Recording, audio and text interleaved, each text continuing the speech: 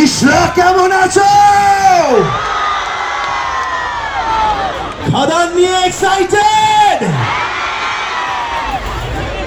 আচ্ছা, আমার নাম নীলায়ন চ্যাটার্জি, আমি সিনেমায় মিউজিক করেছি। তবে এখন খাদান টিমের হয়ে সবার সাথে পরিচয় করাতে এসেছি। করবে সবার সাথে পরিচয়, করবে সুপারস্টারদের সাথে পরিচয় নতুন করে, কারণ বাংলা সিনেমার পুনর্জন্ম বলা যেতে পারে খাদান।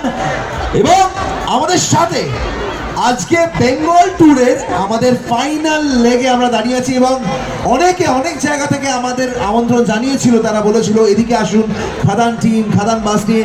কিন্তু আমরা শেষ বেছে নিয়েছিলাম রিশরাকে, যে রিশরায় আসবো, ওদের সাথে দেখা না করে আমরা শেষ করব না। অফকোর্স দেব তার ডিসিশন, এবং সাথে দেবের ফিল্ম সবাই মিলে এই যে ছবিটা করেছে, এই যে টোটাল বিষয়টা অর্গানাইজ করেছে, আই থিঙ্ক এর থেকে ভালো কিছু হতে পারতো না। এইবার এক এক করে সবার সাথে পরিচয় করাবো। প্রথমেই আমরা ডেকে নেবো রাজা। রাজা যখন বলছি, এই যে রাজাদা আসো,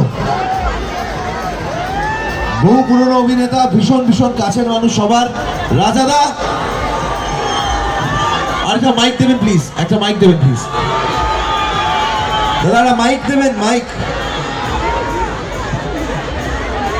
খাদানের সব করে গান শুনেছো তো? আজকে একসাথে গাইবে তো?